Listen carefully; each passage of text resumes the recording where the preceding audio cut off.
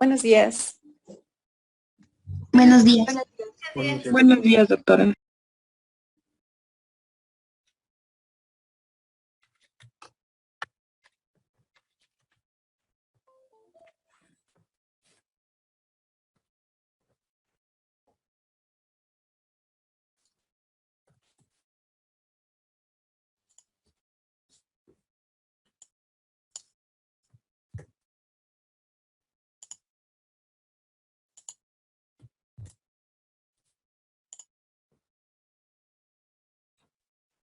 Bueno, creo que ya faltan algunos, ¿no? Creo que ya están todos.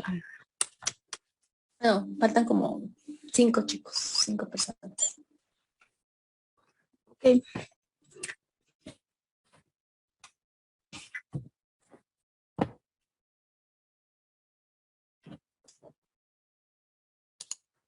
¿De la clase pasada tienen dudas, chicos? ¿Todo bien? Todo bien, doctora. Todo bien, doctora, muchas gracias.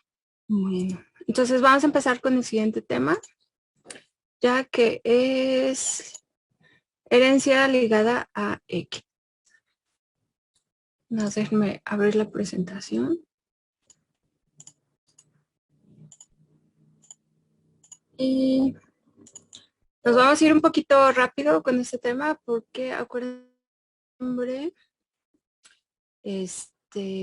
ya son los departamentales y hay que cubrir todo hasta antes de terapia génica. ¿Cuál es el tema antes de terapia? Diagnóstico molecular. Cáncer.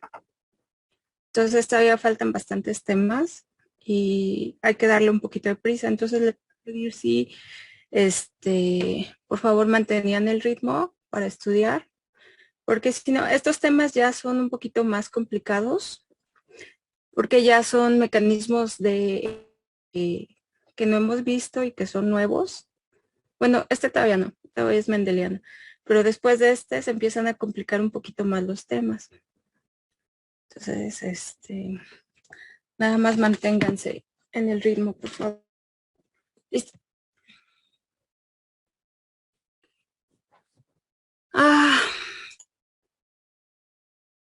Bueno, vamos a ver entonces a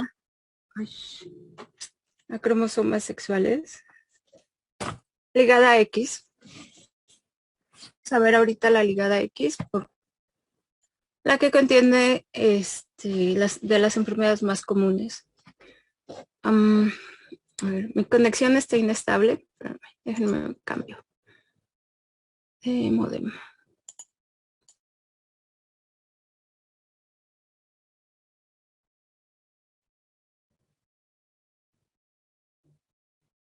Ok, bueno, a ver. Entonces, vamos a empezar con...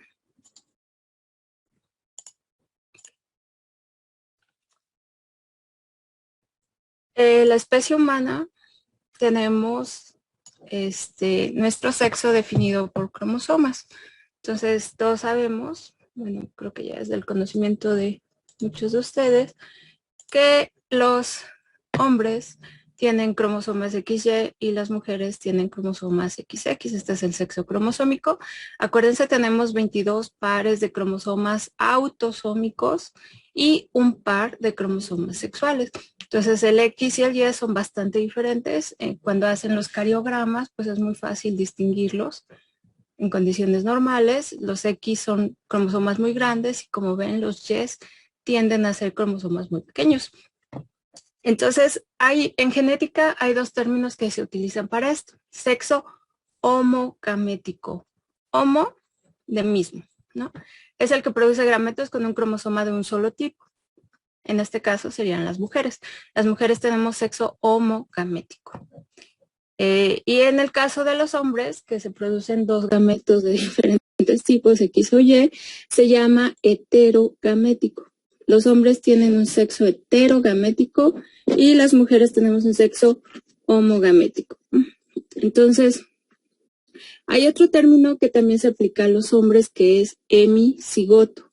Hemi es el prefijo es la etimología significa mitad. Hemi es mitad, ¿no? Si les digo hemimetilación, ¿qué se imaginan que es, por ejemplo? Pues que se metila la mitad. Exactamente, es un evento en donde se metila solo una de las cadenas de DNA. Correcto. Entonces, cuando vean hemi, normalmente es la mitad, hemiplasia, por ejemplo, ¿no?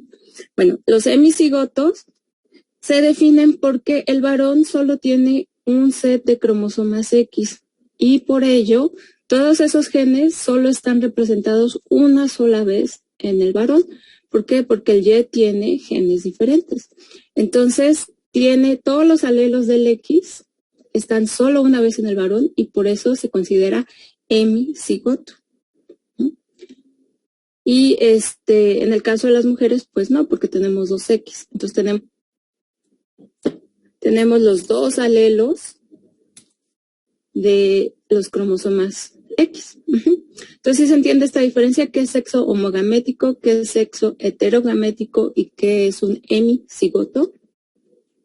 ¿Sí quedó claro? Sí, doctora. Sí, doctora. Entonces, los hemicigotos no solo aplican a sexo. O sea, ya vimos, ¿no? XY, solo tenemos un cromosoma X. Hombres, y por eso son hemicigotos, pero también aplica. Pero también aplica cuando ustedes tienen mutaciones. Entonces, si se fijan aquí en el panel de la derecha, el término hemicigoto también se puede referir cuando ustedes tienen la deleción de un cromosoma. Este segmento está delecionado o eliminado y si hay genes aquí, por ejemplo, pues serían un hemicigoto para estos alelos. Si tienen una mutación, también no solo una deleción, sino una mutación puntual, por ejemplo, que sea deletérea, pues pueden tener, serán hemicigotos para ese gen donde haya la mutación. Entonces, hemicigotos también se define como una situación en la que un individuo presenta un solo miembro del par de cromosomas o de un segmento del cromosoma en lugar de los dos normales. ¿Sí queda claro este concepto? Va a pasar. Ok. Entonces, la determinación sexual en vertebrados es bastante complicada. Aquí tenemos una micrografía real. Este es el cromosoma X y este es el cromosoma Y. Los pueden ver en tamaños, están altamente compactados. Entonces, ¿en qué fase de la mitosis están estos cromosomas? Metafase. Metafase, correcto. Son cromosomas metafásicos X y Y. Pueden ver la diferencia en el tamaño. Obviamente, el cromosoma X tiene un montón de genes. El Y no tiene tantos, tiene muchísimas más secuencias repetidas. Pero bueno, ¿qué es lo que pasa en general en vertebrados y en humanos? Por default, todos nos vamos a diferenciar como mujeres. Es hasta que durante el desarrollo embrionario se activa el cromosoma y un gen que se llama SRY. Este es el que empieza la determinación de los caracteres masculinos. Entonces, SRY se activa y empieza una vía de señalización que activa la virilización de todas las formas que se están desarrollando. Cuando no tenemos SRY, se activan otras vías de señalización que van a definir a los caracteres femeninos. Entonces, por default, por eso se considera que todos somos mujeres. Y solo hasta que se activa el SRY, el gen SRY, se activan las vías de señalización necesarias para generar un organismo masculino. Entonces, el cromosoma X es un cromosoma especial, tiene un montón de genes, más o menos hay identificados unos 867 genes que están identificados y muchos de ellos están relacionados con el desarrollo de tejidos como hueso, tejidos neurales, la sangre, hepáticos, renales, retinas, oído, oreja y oído, cardíacos, piel y dientes. Y se sabe que más o menos 533 enfermedades están relacionadas con genes en el cromosoma X. Entonces, Es un cromosoma bastante importante. Ahora, si se acuerdan de la clase de meiosis, hablábamos de estas zonas que se llaman par, que son regiones pseudoautosómicas. Acuérdense, pseudo es falso. ¿Por qué se llaman regiones pseudoautosómicas? Porque aquí está el cromosoma X y aquí está el cromosoma Y. Y pueden ver cómo al final de los cromosomas, más o menos, están estas regiones, par 1, par 2, que son homólogas entre el X y el Y. Y si se acuerdan de meiosis, estas regiones son las que sufren autorrecombinación. Solo esas regiones. ¿Por qué? Porque el resto de los genes están fuera de las regiones pseudoautosómicas. Varios de los genes. Aquí va a haber uno muy especial que vamos a hablar ahorita que se llama CIST. Ok. Entonces, la herencia ligada al cromosoma X, que es mendeliana, al igual que como hemos visto en otras clases, puede ser de dos tipos. Puede ser dominante o puede ser recesiva. Pero aquí llevan la complicación o el extra de que están ligadas a un cromosoma sexual. Okay. Entonces, ahorita vamos a ver cuáles son esas diferencias y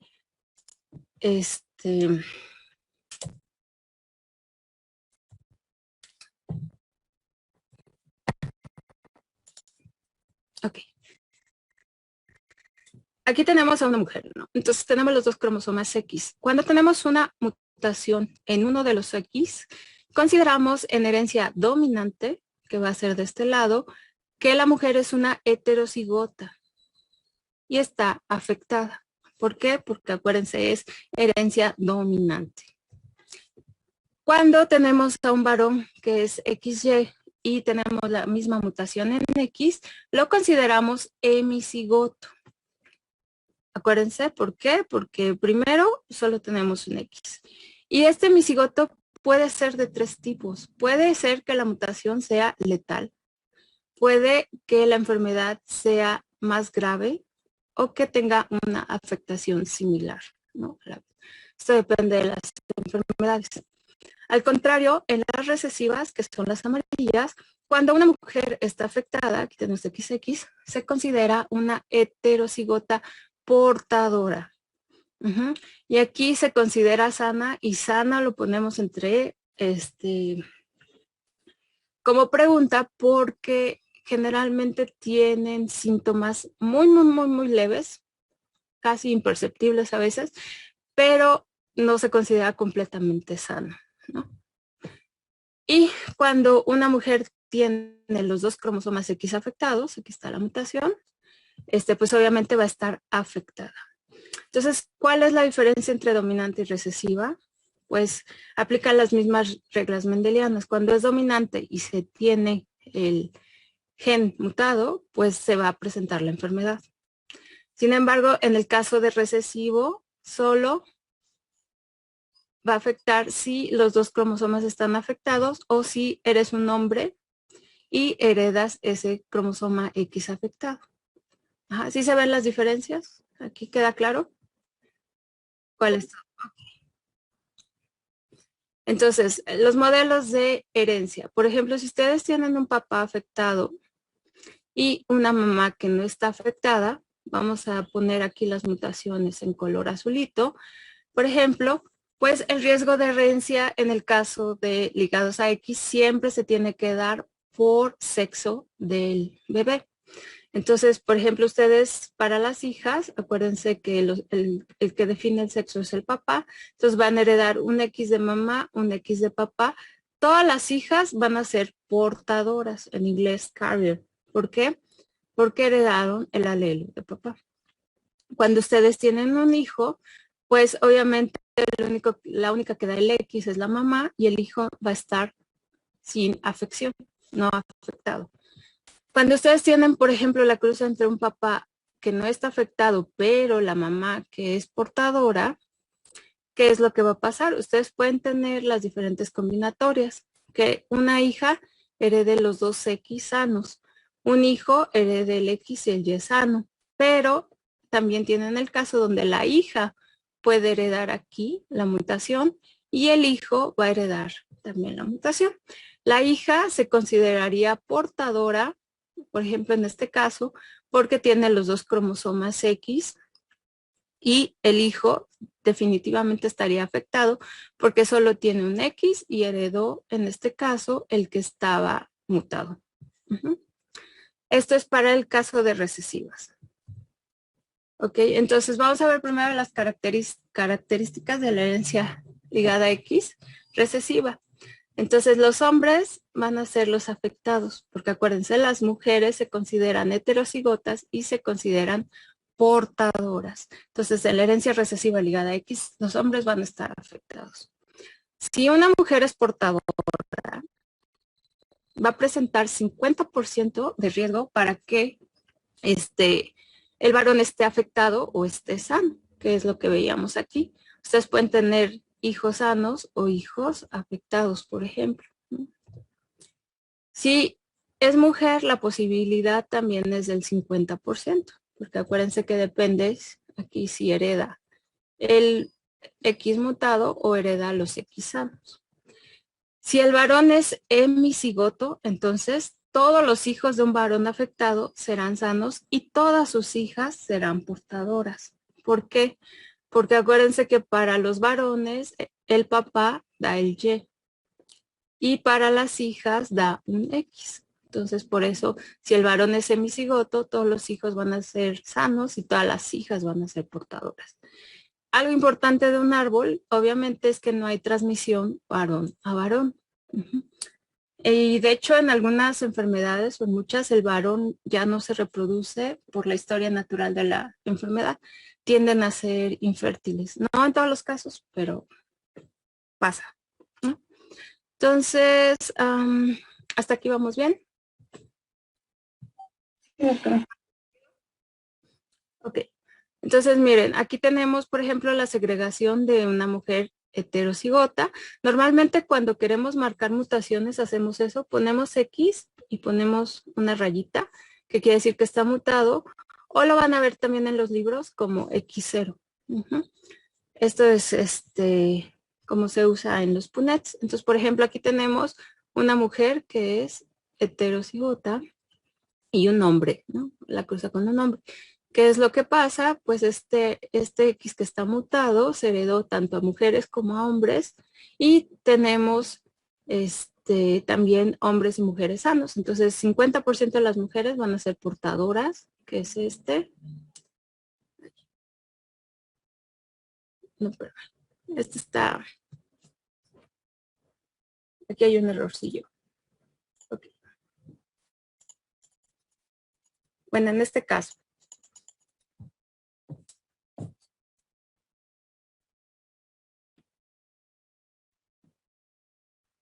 ¿qué es lo que va a pasar? Obviamente, pues tenemos 50% de las mujeres y 50% de los hombres, simplemente por la herencia de los cromosomas, ¿no?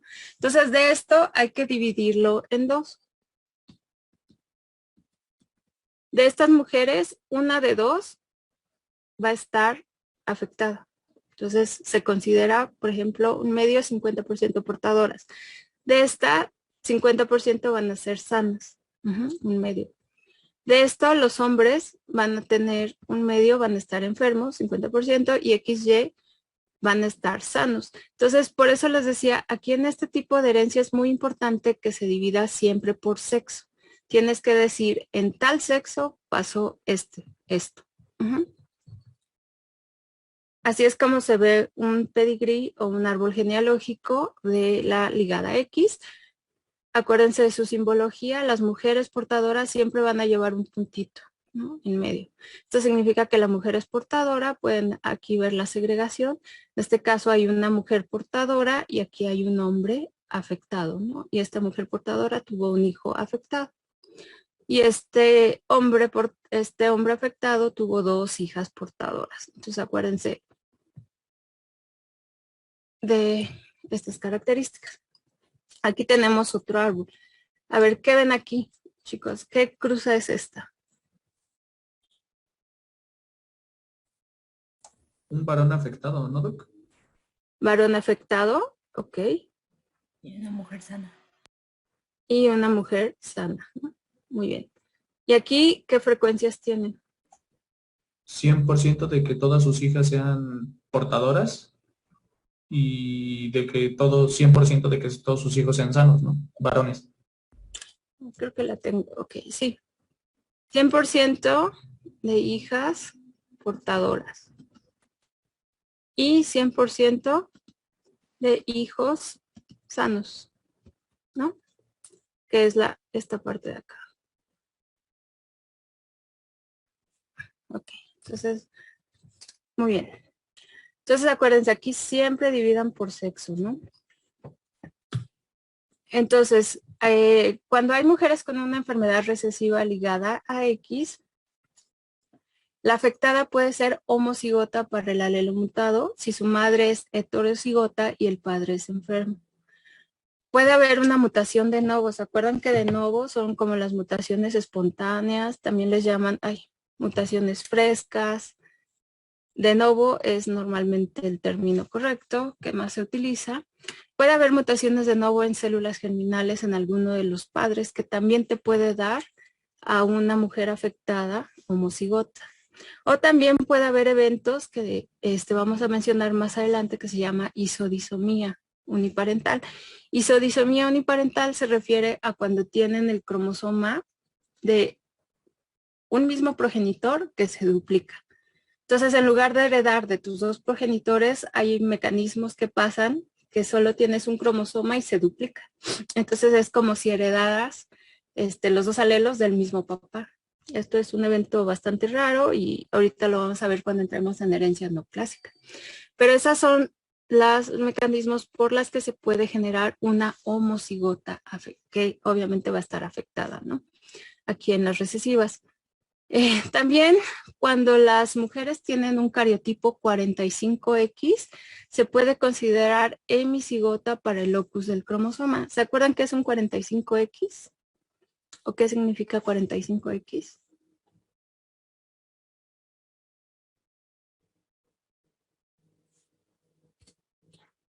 ¿Qué es este cariotipo? ¿Sería Turner? Ajá, bueno, fuera de Turner. Está bien, la enfermedad tiene un nombre, pero ¿qué significa 45X? O sea, si ustedes ven este cariotipo, ¿qué tiene esta mujer? ¿Le hace falta un cromosoma X? Le hace falta un cromosoma X, correcto. Que de hecho, ni siquiera por default es mujer, pero podría ser un hombre que le falta un Y también. Entonces, pero por default, como les había dicho, se desarrolla uno como mujer, si no tiene el Y, porque no expresa el gen SRY. No, exactamente, le falta un cromosoma X. Entonces, al faltarle un cromosoma X, pues es como si fuera hemicigota, como los hombres, solo tiene una copia. Y acuérdense que los cromosomas X sufren inactivación. Entonces, este es un caso muy especial, para un cariotipo muy especial, donde puede estar la mujer afectada solo teniendo una mutación, aunque sea una enfermedad recesiva. ¿Sí queda claro este concepto? Okay. Y también otro caso es que la mujer afectada puede poseer un porcentaje muy alto de células con el cromosoma normal inactivo. ¿Se acuerdan que mencionamos la lionización, ¿no? El efecto de lionización o la inactivación del cromosoma X. Entonces, si tienen 2X, imagínense, y uno está mutado, ¿no? Pero en las células tiende a apagarse por efecto de lionización o de inactivación del cromosoma X. ¿Se acuerdan cuando vimos cromatina? Sí, que se metilaba y todo eso. Ok. Y el porcentaje del cromosoma afectado aumenta, pues obviamente, si es una enfermedad recesiva, muy probablemente tenga más síntomas esta mujer y ya llegue a presentar la enfermedad. Entonces son eventos que en una enfermedad recesiva pueden causar esta enfermedad en mujeres que son, que en teoría deberían ser portadoras nada más.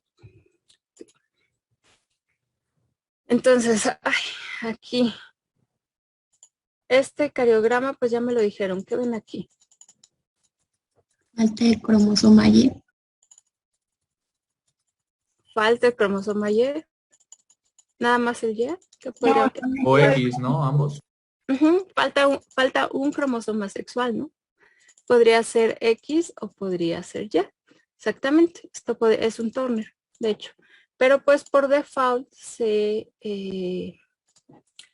van a desarrollar como mujeres. Entonces este es un cariograma de una persona que tiene Turner, una mujer con Turner, ¿no? Falta aquí un cromosoma. Okay. Entonces, ejemplo clasiquísimo de, y más conocido de herencia ligada a cromosomas X recesiva es la hemofilia en las familias reales de Europa. Entonces, aquí tenemos al príncipe Alberto y a la reina Victoria. Ustedes conocen a la reina Victoria de Inglaterra o al menos la han oído hablar, ¿no? Fue una reina muy importante.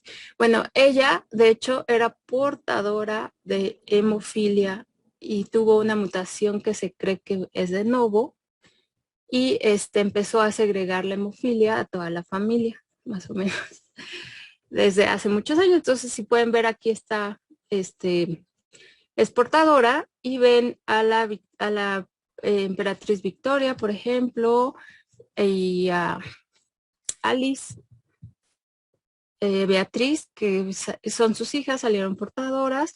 Y por ejemplo, el rey Leopoldo, el duque de Albania, era hemofílico, de hecho. Entonces él tuvo una hija que era portadora también. Esta hija tuvo tanto posibles portadoras como hijos hemofílicos. Entonces esta mujer, Beatriz, que era portadora, por ejemplo, tuvo hijas portadoras, tuvo hijos sanos, pero también tuvo hijos con hemofilia que fueron segregando a toda la familia. Entonces, aquí afortunadamente, bueno, de esta rama, por ejemplo, del rey Eduardo VII, pues ya la familia actual británica ya no sufre esta enfermedad porque no se fue segregando esa mutación, pero todas las demás ramas están afectadas. Y aquí lo pueden ver, es el árbol de pedigrí más famoso. Aquí pueden ver otros dos árboles de herencia ligada X. Como les decía, se puede poner el X con la rayita o se puede poner con un numeral o una letra para diferenciar que el cromosoma X está afectado. Entonces aquí tienen, por ejemplo, el caso de una persona, imagínense con hemofilia, ¿no? Un hombre con hemofilia que se casa con una mujer sana y va a tener 2 hijos. Aquí la mujer salió también portadora. En este caso, el niño salió sano, ¿no?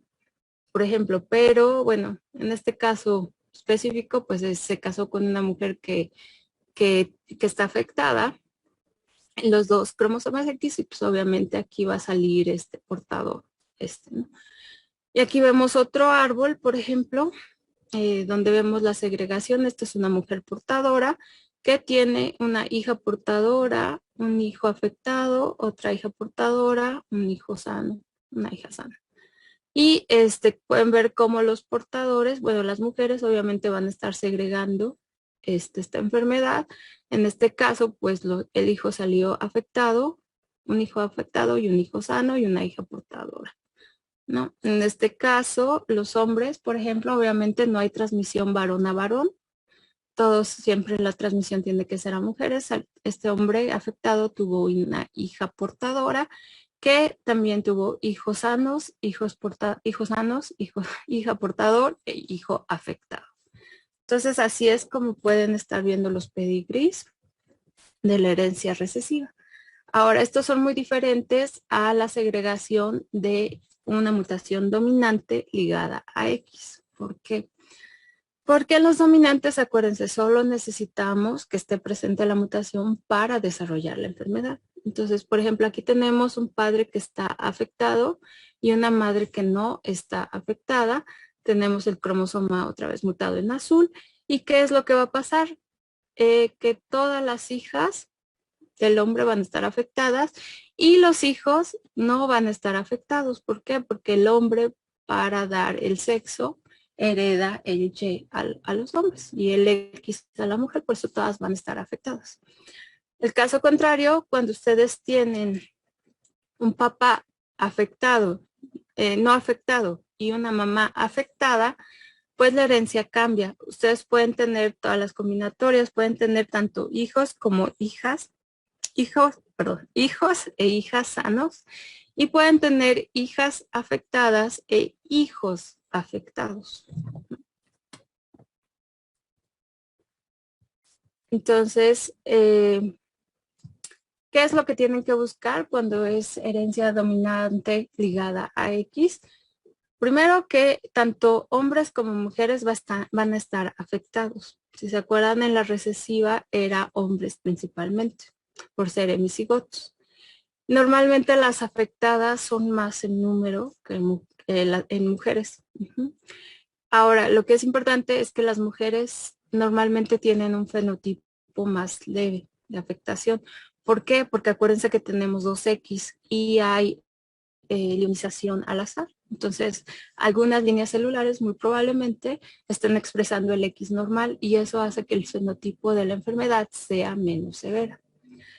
Y algo muy importante, al contrario de la X, los hombres afectados pueden transmitir la enfermedad a sus hijas. Muy importante, porque acuérdense, esto es dominante. Mientras que las mujeres afectadas pueden transmitir la enfermedad tanto a hijos como a hijas. Entonces aquí tenemos un pedigrí para X dominante. Vemos a un hombre afectado y vemos cómo hay transmisión en este caso a las hijas. Esta hija también vemos cómo transmite la enfermedad tanto a hijos como a hijas. ¿Qué es lo que pasa con X? Van a ver normalmente que las enfermedades empiezan a aparecer en todas las generaciones. Otra vez, esto es transmisión vertical. Todas las hijas del varón van a estar afectadas con la enfermedad. ¿Por qué? Porque el varón da el X para que sean mujeres. Los hijos varones siempre son sanos. ¿Por qué? Porque les hereda el Y. Y bueno, van a ver afectados tanto varones y mujeres. Un ejemplo es hipofosfatemia. Es una enfermedad que ahorita la sacamos, entonces no la vamos a ver, pero vamos a mencionar otras enfermedades con este tipo de herencia. Entonces, ¿cuáles son las diferencias entre la herencia dominante y recesiva ligada a X? Ya esta es una tabla resumen. Entonces, por ejemplo, el riesgo en la descendencia de una mujer heterocigota con un varón sano va a ser de 50% de varones afectados, 50% de hijas heterocigotas portadoras cuando se trata de recesiva. Y al contrario, cuando se trata de dominante, 50% de los varones va a estar afectado y 50% de las hijas va a estar afectada. Entonces, el riesgo de la descendencia de un varón afectado con una mujer sana, en el caso de las recesivas, no van a tener ningún varón afectado y todas las hijas van a ser heterocigotas o portadoras. En el caso de la dominante, ningún varón va a estar afectado y todas las hijas van a estar afectadas. Los patrones de transmisión en la recesiva van a ver también esos saltos de generación y normalmente la transmisión es a través de las mujeres portadoras y que se consideran, y entre comillas, sanas, ¿no? Y en el caso de la dominante van a ver, al igual que lo que habíamos visto en las clases pasadas, una transmisión vertical. Todas las generaciones van a estar afectadas. Ahora, hay una proporción de género también que diferencia a las recesivas y a las dominantes. Las recesivas normalmente las van a ver las mayores afectaciones en varones. Y las dominantes, si no es letal en varones, normalmente aumenta la frecuencia en mujeres. Si es letal en varones, solo van a ver a las mujeres afectadas. Esto es muy importante porque varias de las enfermedades ligadas a X tienden a ser letales y los hombres normalmente mueren durante el desarrollo embrionario. Entonces, por eso cuando hacen sus pedigris es muy importante hacer la investigación y buscar, por ejemplo, abortos, óbitos. Todo eso les va a dar información. Entonces, esto es lo mismo, pero en inglés. Así que lo pasamos si quieren. Y vamos a ver dos árboles. Mejor esto lo pasamos y ya lo vemos con las enfermedades. Antes de pasar exactamente, vamos a recordar un poquito de inactivación del cromosoma X. Nada más, es prácticamente lo que vimos en cromatina, pero con dos detallitos más, ¿no? Entonces, ¿se acuerdan de Mary F. Lyon? que es esta súper científica que propuso la teoría de la leonización, más o menos en 1961. Ella propuso que en las células de los mamíferos, las mujeres, bueno, sexo femenino en los mamíferos, uno de los cromosomas X era inactivado de manera aleatoria durante la vida embrionaria. Y por eso los hombres y las mujeres tenemos un solo cromosoma X activo. ¿Por qué necesitamos un solo cromosoma X activo? Porque es un cromosoma muy grande con muchos genes y también expresar doble dosis de esos genes puede causar patologías. Entonces, para compensar la dosis, y esto se llama compensación de dosis, las mujeres que tenemos 2X inactivamos uno y solo expresamos un patrón de genes, un solo set de genes. Entonces, esto pasa muy temprano en la vida. Aquí tenemos un cigoto con los alelos maternos y paternos, materno en azul, paterno en rosa, que inician la división celular, ¿no? Si se acuerdan, un óvulo, un espermatozoide se unen, forman el cigoto y empiezan las divisiones rápidas, 2, 4, 6, 8, etc. Bueno, pues durante estas divisiones se activan los sistemas que inactivan al cromosoma X. Uno va a quedar como el corpúsculo de Barr unido a la membrana, a la periferia de la membrana nuclear, y esto pasa al azar. ¿Qué quiere decir? En algunas células inactivan el de mamá, en otras células inactivan el de papá. Simplemente al azar, y por eso los tejidos, las células que se producen, pues van a ser diferentes, depende cuál de los cromosomas inactivaron. Por eso las mujeres somos consideradas un mosaico. Entonces, la inactivación ocurre al azar, muy importante, es temprano durante el desarrollo embrionario y, bueno, una vez que se ha inactivado el cromosoma X, esa estructura se denomina corpúsculo de Barr. Entonces, aquí lo tienen, lo pueden ver, aquí hay un XY, aquí hay un XX, pueden ver esta estructura brillante en la periferia, este es el corpúsculo de Barr. Es prácticamente heterocromatina y por eso lo vimos en el tema anterior. Aquí lo pueden ver claramente cómo están en varias células los corpúsculos de Barr en células de una mujer y aquí en las células del hombre pues vemos XY. No los ven, pero hay XY. Entonces discutíamos esto. Hay algunas afectaciones, por ejemplo, cuando hablamos de cromosoma inactivo, normalmente usamos esta terminología XY y de inactivo. Entonces, cuando vean XY, normalmente le llaman el cromosoma inactivo. Entonces, esto pasa en las mujeres, ¿no? Formamos el corpúsculo de Barr, pero también, por ejemplo, hay otras patologías en cromosomopatías donde tenemos más de un X, en el caso de los Klinefelter, que son XXY, y en el caso de los triple X o triple X, que son mujeres XXX, pues podemos ver también cómo este evento se activa y normalmente tiende a inactivarse uno de los cromosomas. Ahora, estos eventos no son compensatorios y no pasan en todas las células. Acuérdense que es un evento por célula. Entonces, a veces sí hay problemas y no se llega a inactivar completamente todo. De hecho, no todo, hablando de esto, no todo el cromosoma per se se inactiva. No todos los genes dentro del cromosoma X están sujetos a inactivación. ¿Qué es esto? Al menos 15% de los genes escapa de la inactivación y un 10% muestra lo que se llama inactivación variable. ¿Qué quiere decir? Aquí tienen su cromosoma X y pueden, por ejemplo, ver con colores algunos genes que escapan de la inactivación y otros que tienen inactivación variable, que es a veces se inactivan y a veces no. Y esto le da variabilidad también a las células. Entonces hay aquí un gen muy, muy, muy importante que se llama CIST, o bueno, un locus que se llama CIST, que va a ser el responsable de la inactivación del cromosoma X. Y ahorita lo vamos a ver rapidísimo.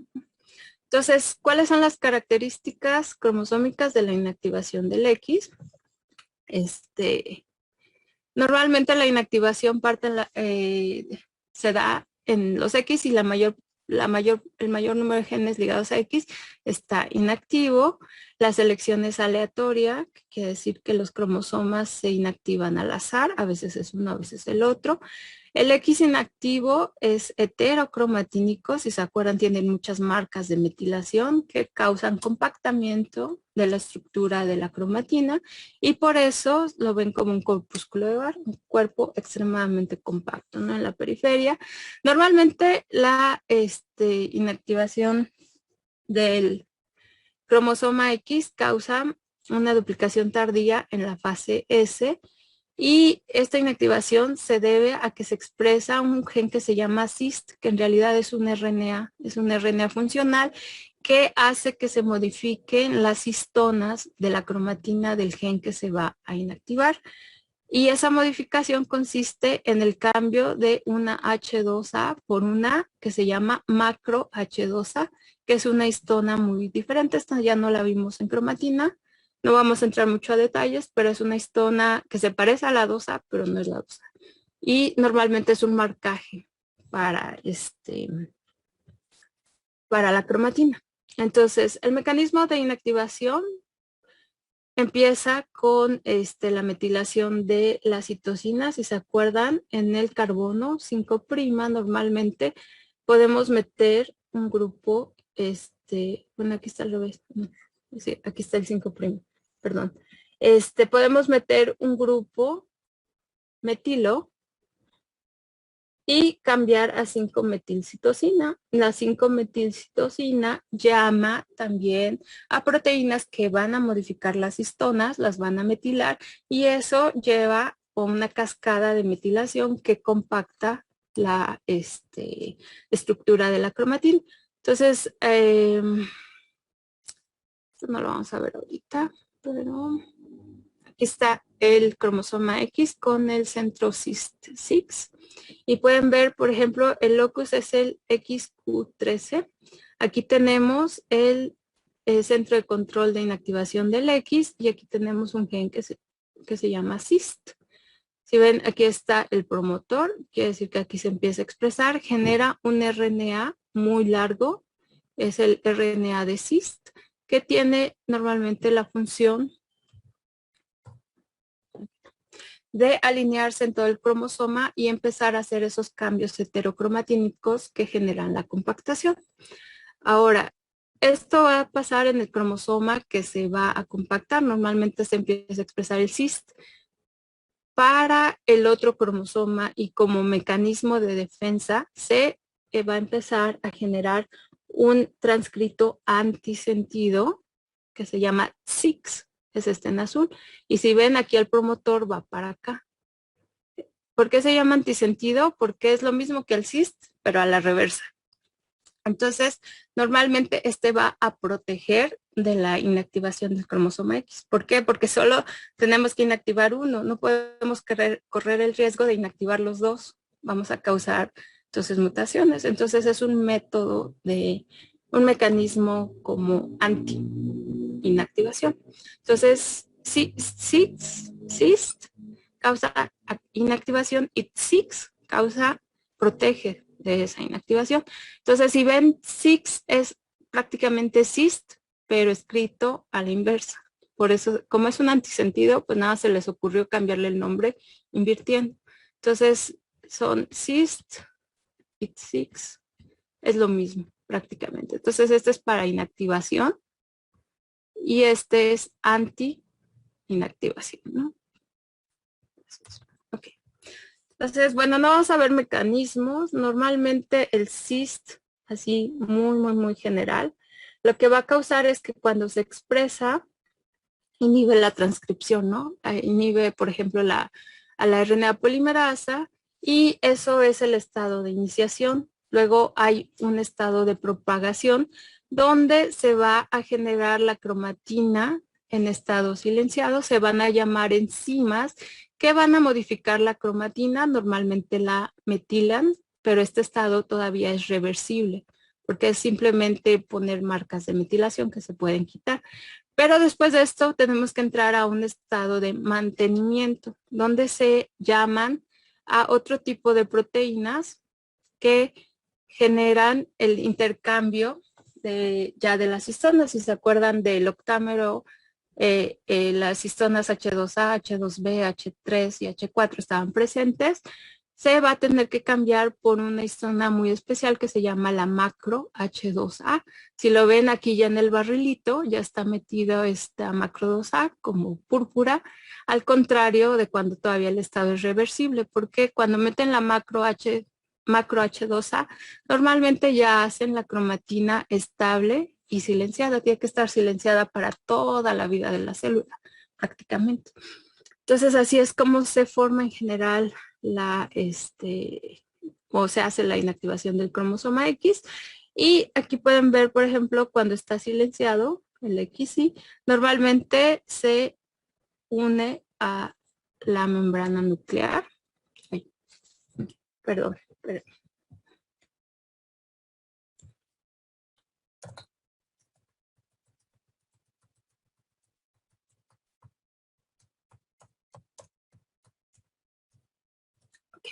Normalmente se une a la membrana nuclear. Esto no lo vamos a ver, pero bueno.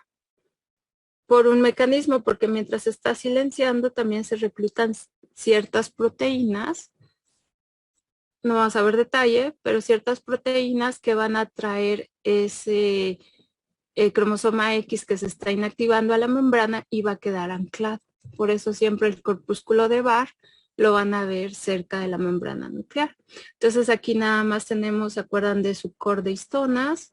Su X activo va a quedar con las mismas histonas H3, H4, H2A, HB, y su X inactivo va a cambiar ese H2A por la macro H2A, que ya es como una señal de cromatina condensada de largo plazo, por así decirlo. Ok, entonces, muy importante, esto pasa durante el desarrollo embrionario. Aquí tenemos un cigoto que se va dividiendo. Por ejemplo, aquí hay 2 células, 4. Normalmente cuando llegamos a la división de 8 es cuando se empiezan a activar esos mecanismos. Y aquí pueden ver cómo se empieza a inactivar uno de los cromosomas. Obviamente hay pasos, como habíamos dicho, iniciación, propagación y mantenimiento. Ya hasta que llegamos, por ejemplo, a la formación del epiblasto, pues ya tenemos los cromosomas 1, decidido qué cromosoma se va a inactivar y cuál está condensado, ¿no? Entonces, esto ya no lo vamos a ver ahorita. Acuérdense que es normalmente ya en el blastocisto ya tienen la inactivación completa, ¿no? Del cromosoma X. Si ven, es muy temprano durante el desarrollo embrionario. Entonces, vamos a empezar a ver las primeras enfermedades relacionadas al cromosoma X, a la inactivación del cromosoma X. Ok. Entonces, la primera que vamos a ver es la distrofia muscular de Duchenne. Ustedes pueden, ¿han oído hablar de Duchenne en algunos de sus módulos? ¿No? ¿Nunca? ¿Nadie? Seminarios, módulos, ¿no? Es una enfermedad relativamente común. Aquí están las, por ejemplo, diferentes organizaciones que se encargan de ayudar, ¿no?, a las personas con esta enfermedad. Es una enfermedad bastante cruel. De hecho, Duchenne bueno, el término distrofia muscular en general se aplica a cualquier miopatía degenerativa primaria y que está determinada genéticamente. Dentro de las miopatías, la distrofia muscular de Duchenne es de las más comunes. Es una enfermedad neuromuscular hereditaria que está caracterizada por una debilidad progresiva. La distrofia muscular de Duchenne está ligada al cromosoma X y puede manifestarse en su forma grave, que es la Duchenne, o una forma intermedia, que es la distrofia muscular de Becker. Presenta una herencia ligada a X de forma recesiva. Primero vamos a ver recesivas, por lo cual afecta predominantemente a los hombres. Acuérdense, las mujeres en este caso se consideran portadoras. Solo un 10% de las mujeres portadoras tienen alguna manifestación clínica. ya que los síntomas son el resultado de la inactivación del cromosoma X, depende de cuál se les inactive. Ahora, este porcentaje ahorita está muy en duda porque con las nuevas técnicas de diagnóstico molecular han visto que hay muchas mujeres que tienen la mutación y están presentando otro tipo de enfermedades, sobre todo cardiomiopatías. Y ahorita los vamos a ver. Entonces, pero bueno, en general así se considera ahorita, ¿no? Que las mujeres son portadoras y muy pocas tienen realmente síntomas. Entonces, vamos a ver Duchenne y Becker, como son muy parecidas, las vamos a, el locus es el mismo, esta parte las vamos a ver para las dos. Prácticamente el locus es el XP21 y el gen afectado es DMD. Ahora, las afectaciones para Duchenne y Becker son un poquito diferentes, las mutaciones, por lo que una forma es más grave que la otra. Duchenne es más grave que Becker. Pero, bueno, el gen es el mismo. Es un gen muy grande, es un gen de 2.3 megapares de bases. Es de los genes más grandes que tenemos, es el gen más grande que tenemos. Tiene 79 exones, el transcrito es de 141 kilobases. Acuérdense, hay exones e intrones en los genes, no todos se transcriben, solo los exones son los que generan las regiones codificantes, ¿no? Y hay más o menos 7 isoformas conocidas. Isoformas significan proteínas que son muy parecidas, vienen del mismo gen, pero son diferentes por eventos de tipo splicing alternativo, por ejemplo. Más o menos el gen de DMD ocupa el 1.5% del cromosoma. ¿Se acuerdan que les había dicho que el cromosoma X era muy grande? Y ahora imagínense ocupar el 1.5% de ese cromosoma. Es un gen muy grande, es un gen gigante, literal. Entonces, este gen codifica para una proteína que se llama distrofina. Entonces, en Duchenne y en Becker, la proteína que está afectada es la distrofina. Las mutaciones se han visto que más o menos 65% son de lesiones y hay 2 sitios calientes. ¿Qué significa un sitio caliente? Que son sitios donde tiende a haber muchas mutaciones. En inglés se llaman hotspots. 30% están en la parte proximal de los proximal 5' de los exones 5 a 20. Y más o menos, aquí está. 5 a 20. 70% de las mutaciones están en una región distal en los exones 44 a 53. La mayoría de estas mutaciones están en la región más distal. Ahora, ¿cuál creen que sea más grave? ¿Que esté más hacia el 5' o más hacia el 3'?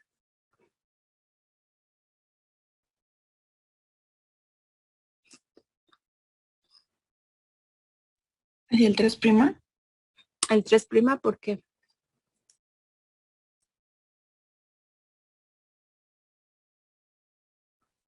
Porque puede haber una mutación como que más próximamente, entonces va a alterar más la secuencia. A ver, ¿qué más? A ver, imagínense que ustedes tienen, aquí está su ATG, ¿no? Imagínense. Y generan una proteína, ¿no? Entonces, ¿qué sería peor? Imagínense que eso es lo normal, ¿no? Que tengan su ATG y generen una proteína así, o que tengan un ATG y generen una proteína así. ¿Cuál creen que sería más grave?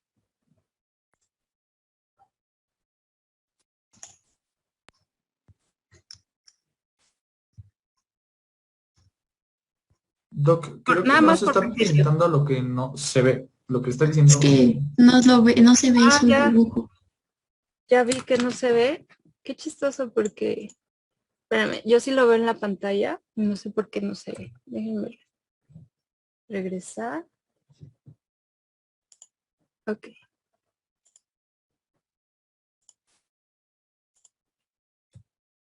Ya se ve, ¿verdad? Ya. Ok. Entonces, imagínense que esta es la proteína normal, ¿no? La de arriba. Ok, ATG, ¿no? Esta es la distrofina. Y entonces ustedes tienen una mutación donde está la parte proximal de los exones 2 a 20 y otra donde llegan al 45 y al 53. Por ejemplo, ¿cuál creen que sea más grave de estas dos opciones? La de 44 y 53. ¿Por qué? Porque, bueno, yo lo relaciono ahorita que lo dijo, cuando no se veía el dibujo, lo entendí un poquito más, no sé por qué, pero me imaginé como el tamaño o la forma de la proteína que se codificaría. Entonces puede ser que si hay una mutación en un exón que está más distal, estaría diferente la posición de un codón de paro, ¿no? Entonces podría cambiar la proteína. Ok, pero imagínate ahorita que sí tienes mutaciones por codones de paro y el codón de paro está aquí y el codón de paro está acá, en los dos casos. Luz.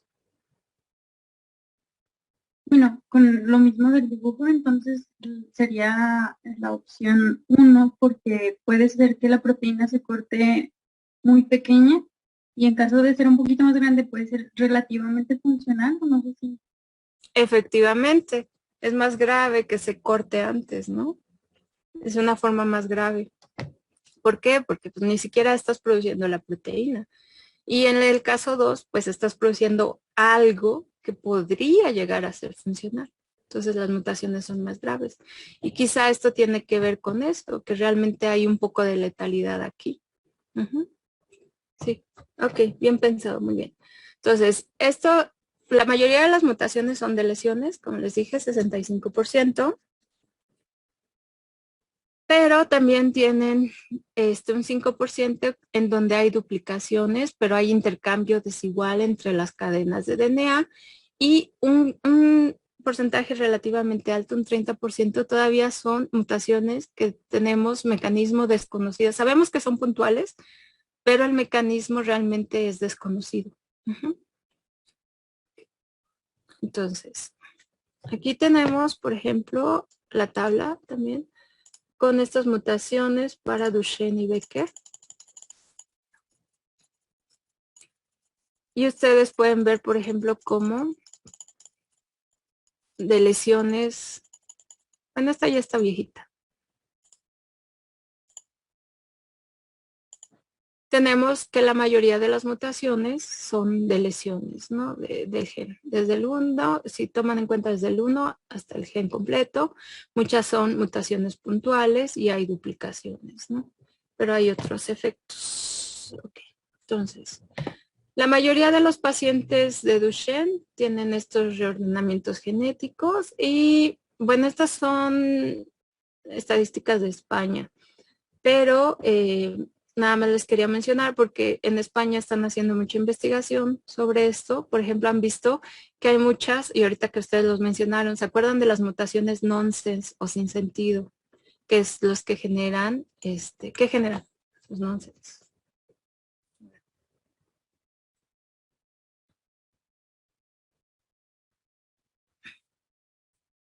¿Qué tipo de mutaciones son?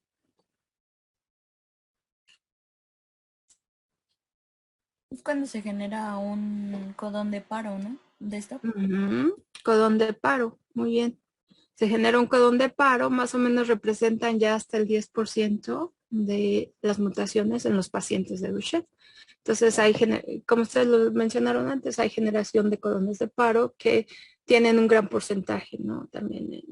Y esto es con los estudios luego nuevos de secuenciación masiva. Si ven, son, por ejemplo, estadísticas ya del 2019. Hacer diagnóstico molecular ha servido mucho para estos pacientes. Bueno, entonces aquí tenemos el gen de la distrofina, tenemos todos los codones de los exones del 1 al 79, ¿no? Representados por estos cuadritos. Entonces, este gen de la distrofina normalmente se generan mutaciones nonsense que causan un paro prematuro, normalmente entre los codones 45 al 52 más o menos, pero bueno, aquí está representado uno entre el 45 y el 47, y en este caso, bueno, no se genera la proteína distrofina, y hay mutaciones, por ejemplo, hay duplicaciones a veces de exones, aquí el 46 se duplicó por arreglos desiguales, y esto también les puede causar una distrofina anómala que cause patologías de Duchenne. Entonces, no vamos a ver muchos detalles. Esta es la proteína. Simplemente esta región, entre los secciones 24 al 41 también tiende a haber mutaciones. Hay puntos calientes en el 5', si se acuerdan, y puntos calientes en el 3'. Entonces, la distrofina es una proteína muy importante porque se asocia por un extremo a la actina, a la F-actina, y por otro extremo a un complejo de proteínas que son los beta-distroglicanos o glucanos.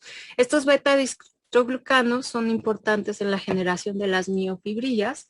Entonces, la distrofina per se, aquí la pueden ver completa, es este gen grandototote, proporciona un acoplamiento mecánico entre los sarcolemas y el citoesqueleto de la fibra muscular. Entonces, acuérdense, el tejido muscular tiene movimiento de contracciones, por ejemplo, y la distrofina es una de las proteínas importantes que regulan ese acoplamiento mecánico para que la fibra muscular no se destruya durante la contracción. Entonces, ¿qué es lo que pasa? Ya se pueden imaginar estas personas los terribles problemas que tienen, ¿no? Entonces, la distrofina, bueno, aquí no se asusten, no vamos a ver esto en detalle, pero tiene muchas proteínas a las que se puede unir en el citoesqueleto. Aquí pueden ver el gen otra vez de la distrofina y no, esto mejor ya no se los menciono, nada más quédense con eso, ahorita lo vamos a ver. Si se acuerdan nada más rapidísimo de sus clases, supongo que esto ya lo vieron más o menos, ¿no lo han visto? Sí lo vieron, más o menos, sarcolema, en cardio, ¿no? ¿No? Bueno, si se acuerdan, durante las miofibrillas podemos ver diferentes estructuras, lo que le llamamos la banda I, la banda A, dependiendo de cómo reflejen la luz. Esto está formado, esto forman los sarcómeros. Y bueno, la distrofina simplemente hace ese acoplamiento mecánico entre el citoesqueleto y el sarcolema para generar estas fibras contráctiles. ¿Qué es lo que pasa cuando la gente tiene Duchenne? Pues no hay ese acoplamiento.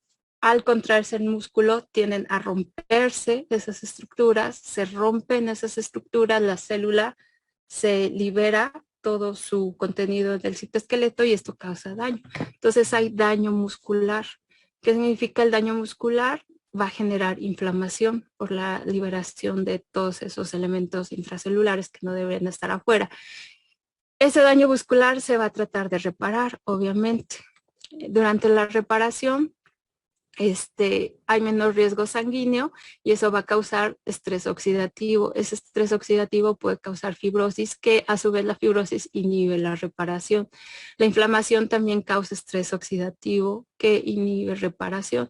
Entonces, este estrés oxidativo causa daño en el tejido y la función muscular, y normalmente al abrirse o romperse la célula aumenta la cantidad de calcio liberado extracelularmente. Este calcio liberado daña las mitocondrias dañadas también causan estrés oxidativo y si ven se hacen círculos viciosos, ¿no? Entonces normalmente esto es lo que pasa cuando hay daño muscular y no se repara a tiempo, y hay mucho daño muscular debido a que la distrofina no está funcionando y no está haciendo bien el acoplamiento mecánico. Entonces, ¿qué es lo que pasa en los pacientes con Duchenne? ¿Cuál es el cuadro clínico? Más o menos, Duchenne pasa uno en cada 3,000 a 4,000 recién nacidos. Los niños tienden a ser sanos los 2 primeros años de vida.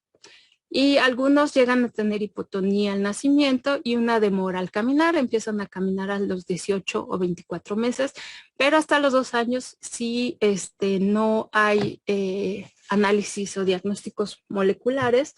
Los niños se ven relativamente, bueno, son normales.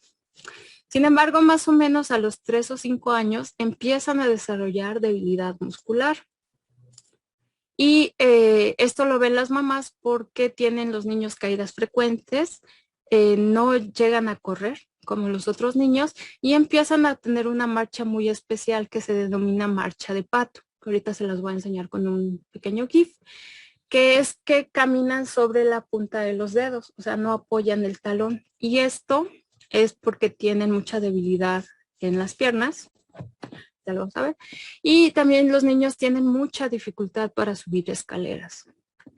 Entonces, algo que se empieza a presentar es la pseudohipertrofia de los gemelos, la debilidad de las extremidades inferiores y los músculos de la cintura pélvica, y esto progresa, ¿no? Hacia las cintura escapular y hacia las extremidades superiores. Tienen alteraciones musculares simétricas y bilaterales, y al principio de la enfermedad los miembros superiores y las partes proximales son las más afectadas. De hecho, son las que más se usan, ¿no? Entonces, esto lo vamos a ver síntoma por síntoma. Las debilidades en las rodillas y los extensores de la cadera resultan en una maniobra que se llama Gower, que es una imposibilidad de los niños de ponerse de pie. Ahorita se los enseño con un GIF. Y normalmente estos niños están confinados a sillas de ruedas antes de los 13 años. Por eso es una enfermedad bastante grave.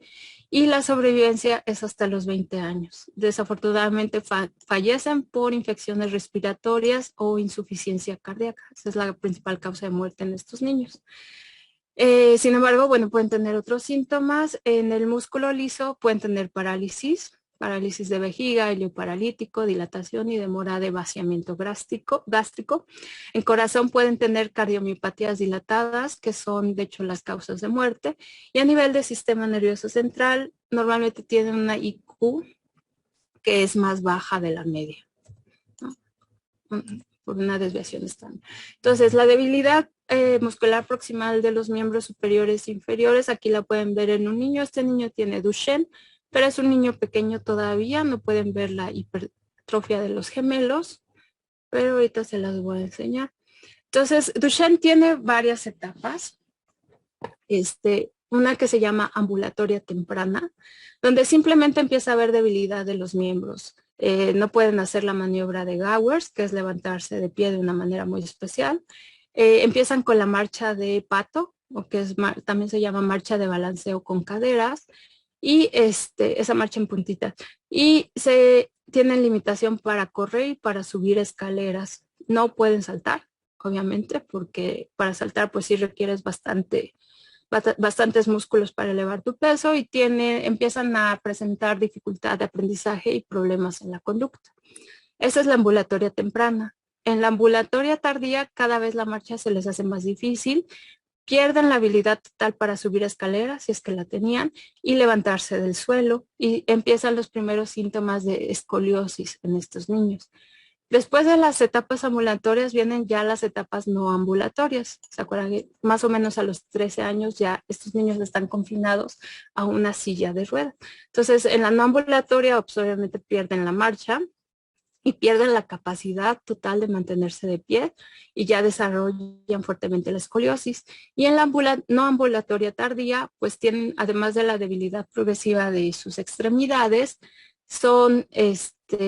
tienen incapacidad para mantenerse sentados, o sea, ya ni eso pueden hacer.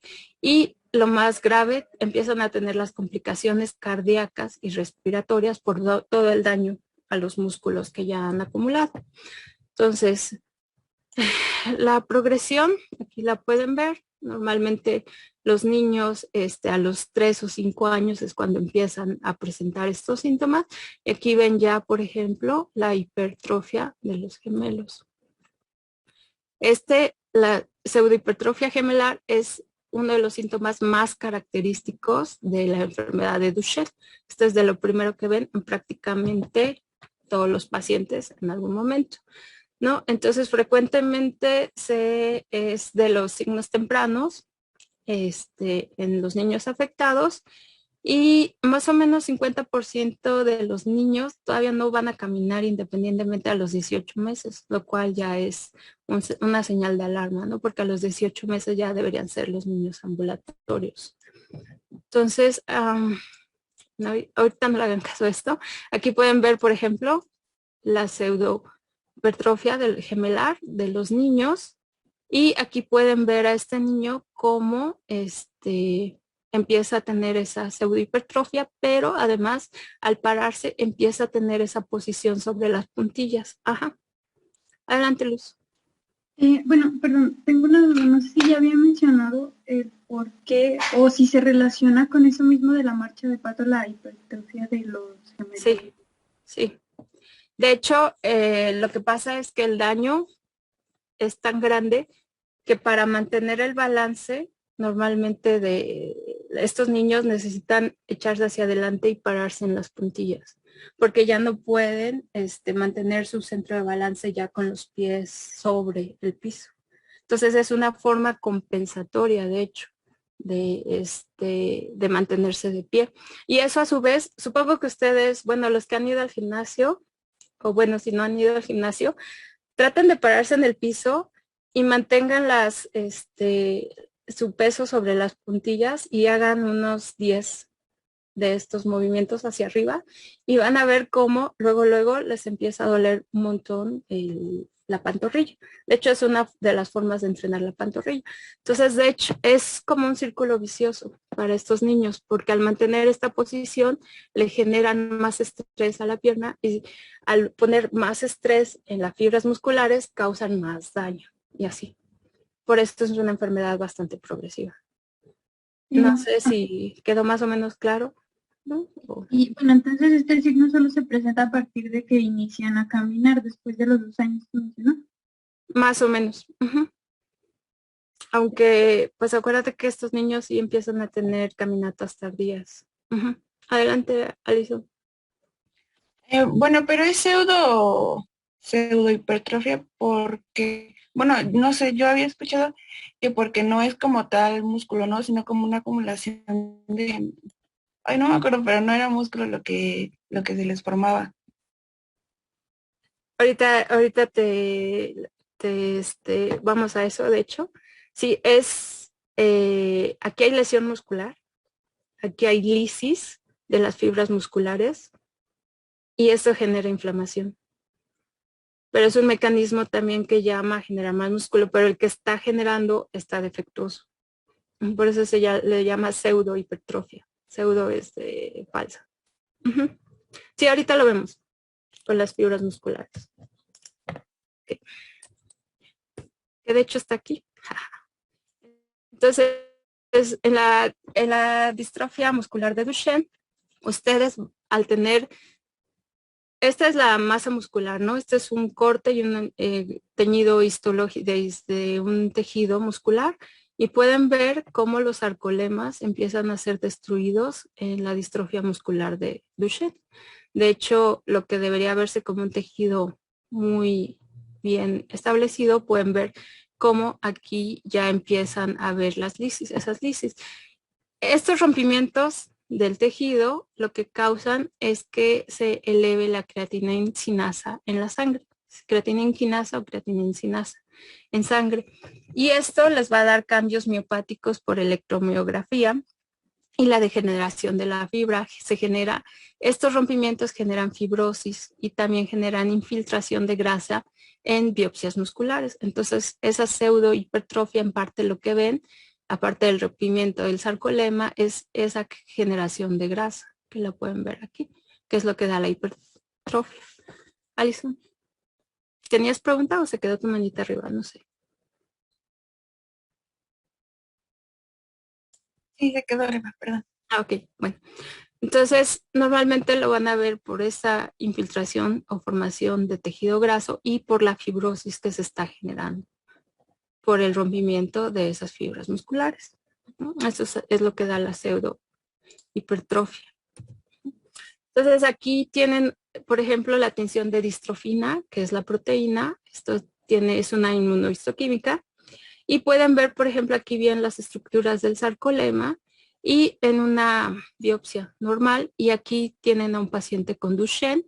Pueden ver cómo prácticamente están perdidos. Bueno, esto ya es un Duchenne avanzado. Ya está perdido prácticamente toda la estructura de las miofibrillas musculares completamente.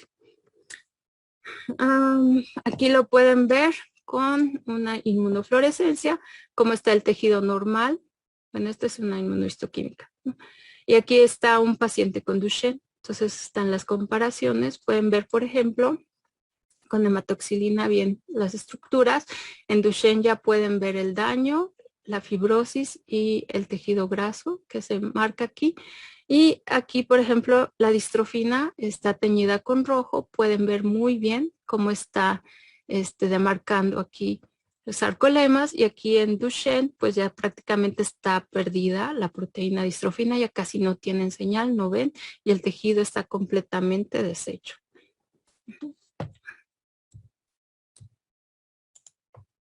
Ok, entonces la maniobra de Gowers es una maniobra muy especial y es una de las que se usan para los niños con Duchenne.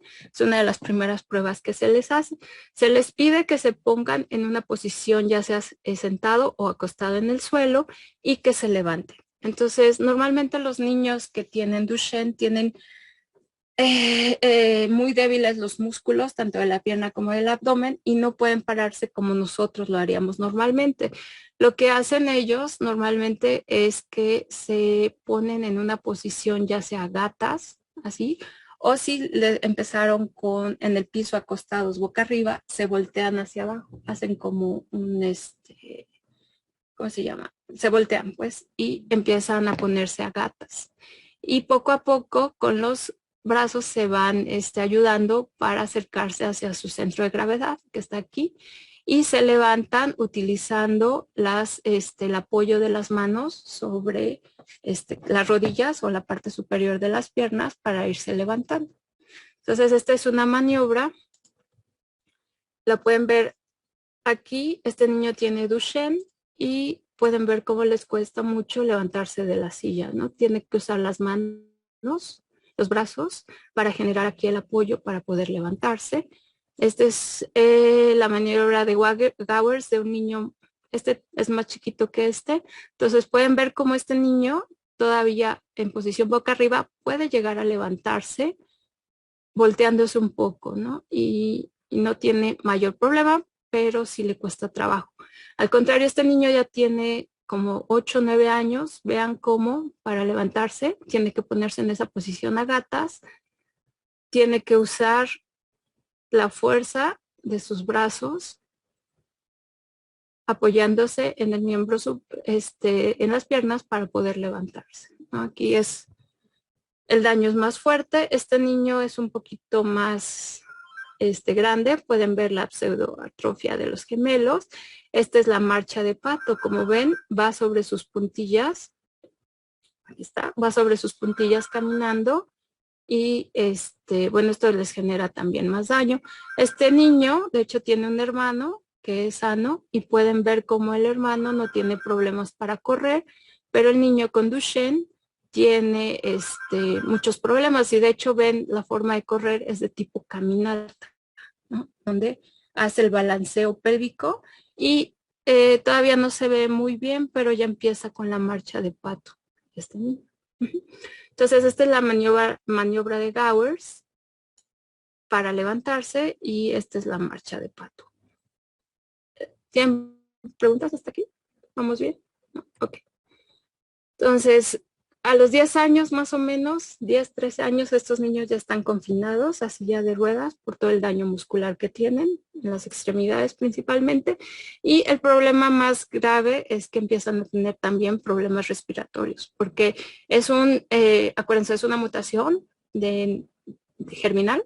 Quiere decir que todas las células están afectadas, todos los músculos están afectados, las células musculares están afectadas por la falta de distrofina, y eso incluye músculos que están involucrados en respiración. Y lo más grave, aparte de la respiración, serían las cardiomiopatías dilatadas que se presentan en la distrofia muscular de Duchenne.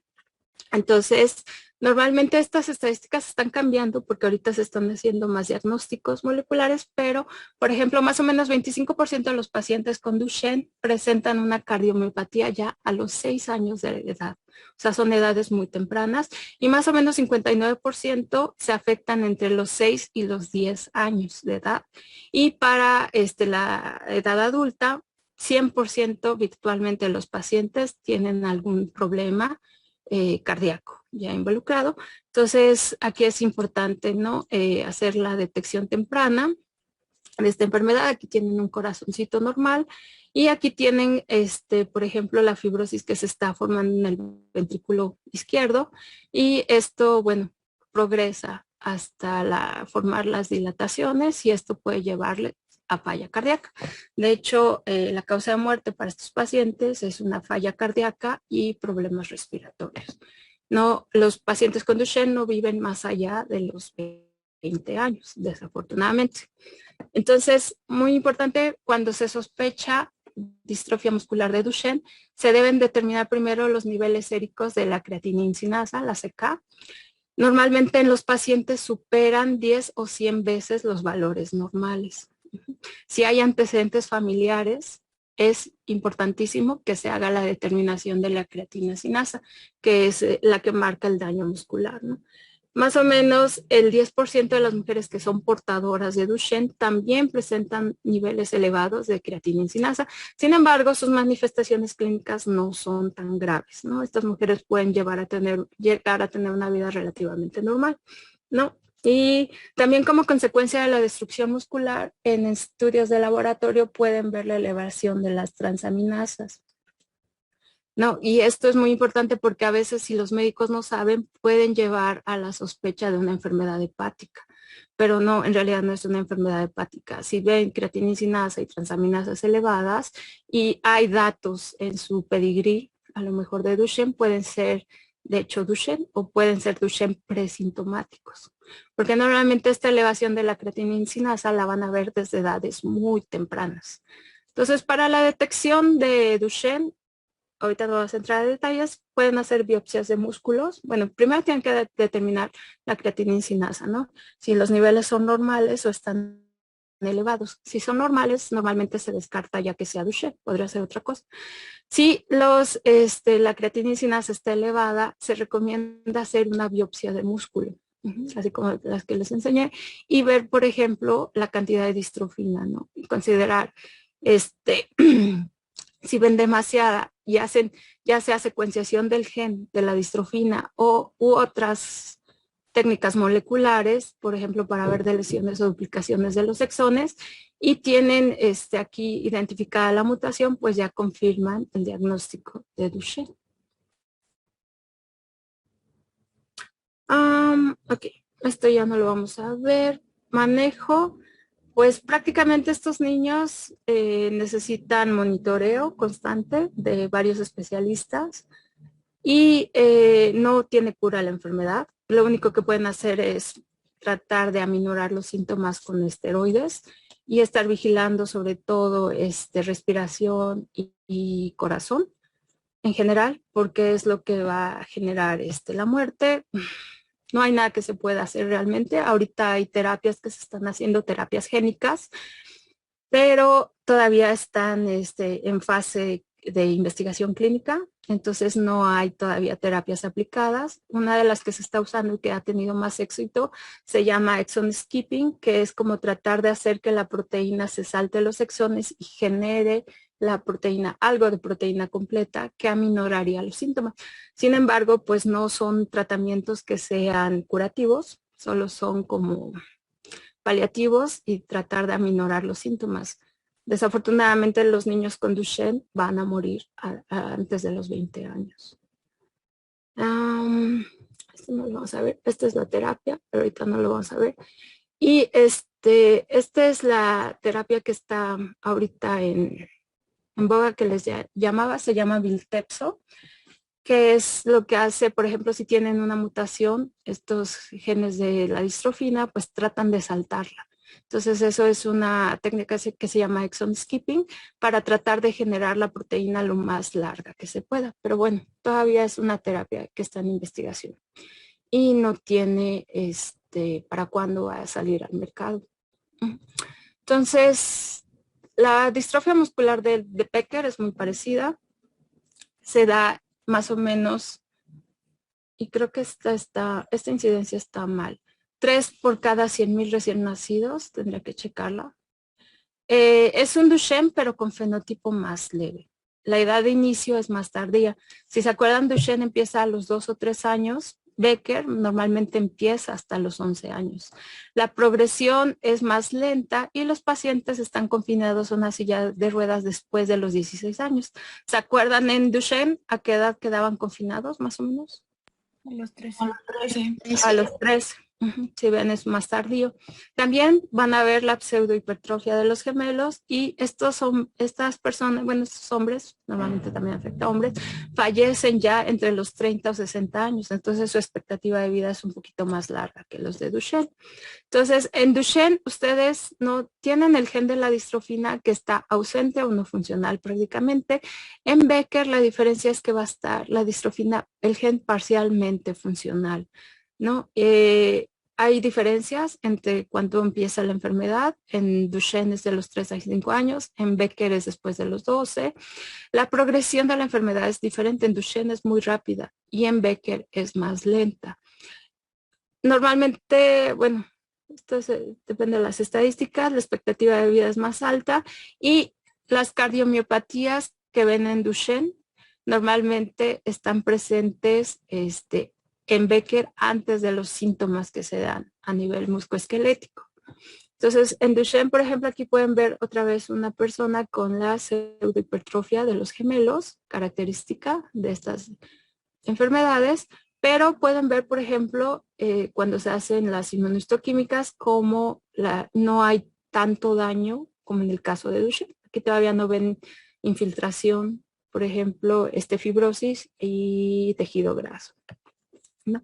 La creatinina quinasa está aumentada, pero no tanto como en Duchenne. En Becker está de 20 a 50 veces mayor los niveles que lo normal.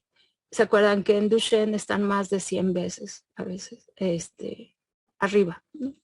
Las afectaciones cardíacas, bueno, también son comunes, tienen miocardiopatías, pero no tan graves como en Duchenne. Aquí tienen otro niño con Becker, ya es un poquito más grave, pueden ver la pseudohipertrofia y pueden ver cómo hace la maniobra de Gowers. Le cuesta trabajo, pero la puede llegar a hacer ya a edades más tardías. Este es un hombre con Becker, pueden ver su pseudohipertrofia de gemelos, característica de estas distrofias musculares, pero ellos, bueno, pueden llegar a tener una vida relativamente normal. También quedan confinados a silla de rueda, pero ya a edades más tardías. Entonces, no sé si tengan preguntas aquí de Becker y de Duchenne. Vemos, si no, pasamos a hemofilia. Rapidísimo. Yo creo que eso lo vamos a ver. La introducción. Hemofilia es otra de las enfermedades. Hemofilia A, hemofilia B. Solo vamos a ver la A, la B no, pero se las mencionamos así rapidísimo. También hay asociaciones mexicanas. El 17 de abril es el día de la hemofilia. La hemofilia representa un grupo de enfermedades hemorrágicas hereditarias que son las más frecuentes y se dan debido a la deficiencia de algunos de los factores de la regulación. La hemofilia clásica, que se llama A, se debe a la deficiencia del factor 8 y constituye aproximadamente el 85% de todas las hemofilias. Normalmente la frecuencia es 1 en 10,000. Dependiendo, en México es un poquito más, 1 en 6,000 en las últimas estadísticas. Y la hemofilia B, que ahorita no vamos a ver, pero se las menciono, también se llama enfermedad de Christmas y se origina por la deficiencia en el factor 9 de coagulación. Normalmente representa del 10 al 20% de las hemofilias y su incidencia es uno más o menos en 30,000 individuos. Estos son como mundiales, ¿no? La hemofilia A presenta este patrón de herencia. Si ustedes tienen, por ejemplo, un padre con hemofilia, con una madre que es sana relativamente, ustedes pueden tener hijos sin hemofilia, hijas que sean portadoras, hijos que no tengan hemofilia e hijas que sean portadoras, ¿no? Es la única opción que tienen porque es una enfermedad recesiva. Si ustedes tienen una madre que sea portadora de hemofilia, que se casa con un padre que es que no tiene hemofilia, pues en este caso la mujer puede heredar tanto a mujeres como a hombres, pero la mujer va a ser portadora y el hijo que herede el cromosoma X afectado va a ser el único que va a desarrollar la enfermedad de hemofilia. Puede tener la mujer también hijos e hijas que sean sanos. Aquí esto ya lo ven por posibilidades, o sea, si tienen un papá afectado y una mujer normal, puede ser la posibilidad, una de dos, por ejemplo, que su hija sea portadora, sin embargo, que no presenta la enfermedad. Si la madre es portadora, entonces la probabilidad son 1 en 4 de que el hijo tenga la enfermedad, 1 en 4 de que la hija tenga la enfermedad y 2 en 4, bueno, 1 en 4 que sea normal y 1 en 4 que sea la hija normal. Si el padre tiene la enfermedad y la madre es portadora, que este es un caso muy extremo, pero que también se puede dar, ¿qué es lo que va a pasar? Puede haber hijos normales, si hereda el X de la mamá, sin embargo, puede tener tanto hijos afectados como hijas afectadas o hijas portadoras. Y estos son casos muy raros, pero que sí se llegan a dar. Las mujeres afectadas normalmente se van a llamar afectadas cuando su actividad del factor 8 está a menos del 40%. Entonces, ese es un cutoff que se usa, un límite para decir si la mujer es portadora o si ya llega a presentar la enfermedad, aunque sea una enfermedad recesiva. Entonces, estos ya están viejos. Creo que tengo otra más adelante, más actualizada. El gen afectado en la hemofilia es el gen que se llama F8. Es un gen de 186 kilobases y 26 exones. Se localiza en el locus XQ28. Normalmente tiene su expresión principal en células endoteliales, hígado, vaso, ganglios linfáticos. Entonces aquí tenemos el gen F8, que en hemofilia, si se acuerdan de su cascada de coagulación, es uno de los genes que participa, ¿no?, en la conversión. Y normalmente la hemofilia se divide en severa, moderada o leve, dependiendo de la cantidad de factor 8 que estén expresando. Entonces, si expresan menos del 1% de factor 8, es hemofilia severa. Si expresan del 1% al 5%, se considera hemofilia moderada, hemofilia A moderada. Y si expresan entre el 5 y el 40%, se considera leve. Por eso, en el caso de la herencia de las mujeres, solo se consideran las mujeres afectadas si esta actividad del factor 8 está menor al 40%. Ese es su límite de detección. Entonces, normalmente los sitios más comunes de sangrado son las articulaciones, músculos y tejidos lisos. Normalmente son las extremidades porque cuando hay hemofilia los niños tienden a caerse mucho y lo primero que se afecta cuando te caes o lo primero que te golpeas cuando te caes son las extremidades. Entonces, por eso normalmente las madres son las que se dan cuenta primero de que algo no está bien, ¿no?, con los niños. Entonces, este es el gen F8, ya es esta es una gráfica un poquito más complicada, pero creo que no hay problema que la pueden detener. Hay más de 3.700 mutaciones en el gen F8 que se han identificado, que son responsables de la hemofilia tipo A.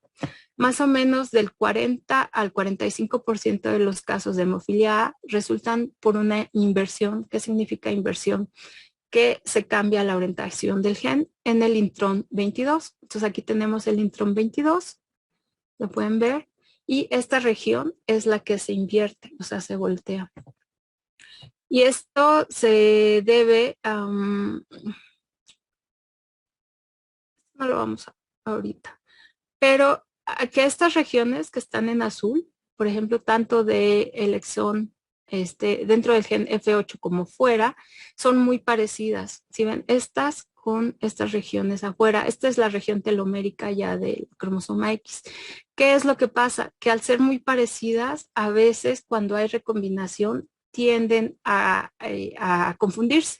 En lugar de alinearse los cromosomas por estas regiones como debe de ser, por ejemplo, esta región del otro cromosoma podría alinearse con esta región.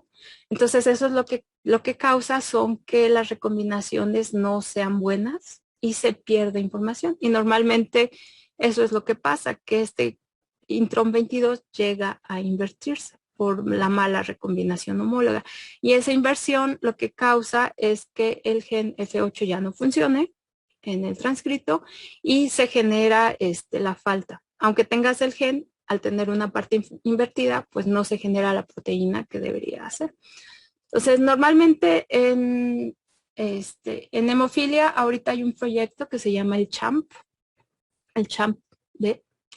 que está tratando de catalogar todas las diferentes mutaciones y sus frecuencias a nivel mundial. Entonces, si ven, por ejemplo, muchas de las mutaciones en hemofilia en el gen F8 son missense. ¿Se acuerdan que era missense? Es la pérdida de sentido, ¿no? Sentido equivocado. Es de sentido equivocado. Hay muchas mutaciones puntuales de sentido equivocado. Sin embargo, hay también muchas mutaciones nonsense. Hay cambios de marcos de lectura, frame shifts, y hay rearreglos, como los que les decía, como la inversión del gen F8. Y esto lo que genera es normalmente una proteína muy poco funcional. También esas regiones que son tan parecidas generan muchas deleciones. Si ven, aquí está, por ejemplo, la proteína, y estas son todas las zonas que se han identificado como deletadas. Esto se considera que hay un hotspot de delesión también. Tienden a perderse mucho por esos repetidos invertidos. Ok. Bueno, la proteína que genera el gen F8 es una proteína precursora de 2351 aminoácidos. Tiene un péptido señal que es removido. Bueno, esto no es importante. A ver. Creo que nada más lo que es importante es que tiene 6 dominios, A1, A2, B, A3, C1 y C2, que están aquí identificados. Y normalmente estos son en la proteína nativa los que van a ser cortados por trombina, ¿no? Para generar la cascada de coagulación. ¿Qué es lo que pasa en individuos que son normales? Pues cuando hay un daño a un vaso, pues se empiezan a llamar factores de coagulación que se activan y van a generar este tapón de plaquetas que van a reparar ese daño. Las personas con hemofilia pues tienen afectadas estas vías, entonces cuando hay un daño no se empiezan a activar los factores de coagulación y no se puede formar ese tapón de plaquetas, por lo que sigue el daño, ¿no? Sigue el goteo de la sangre. Entonces, la prevalencia de hemofilia A es más alta que la de B. Ahorita ya no la vamos a ver. Yo creo que ya, como faltan 15, vamos a empezar a ver el cuadro clínico para la siguiente clase. Faltaría hemofilia A, síndrome de Rett, y creo que ya. No sé si tienen preguntas, espérenme tantito.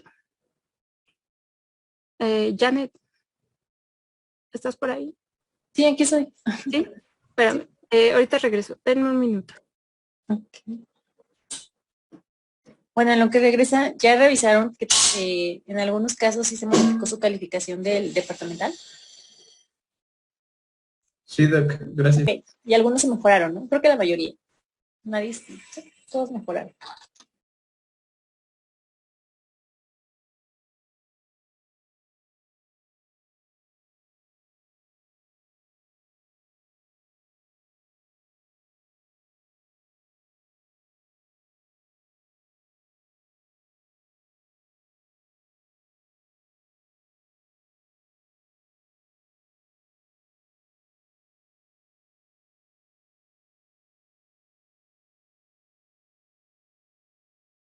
Ya, perdón. ¿Sí vieron las calificaciones del DEPA? Sí, doctora. Sí, doctora. Ok. ¿Tienen dudas o preguntas de eso?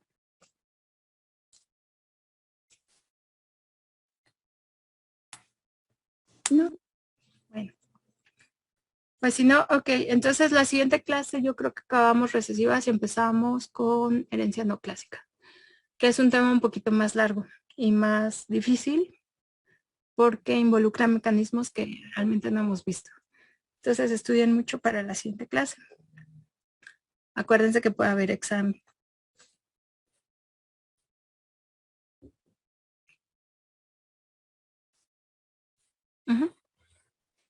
Pues si ya no tienen más preguntas, entonces son libres. Vayan a su siguiente clase. Nos vemos el viernes.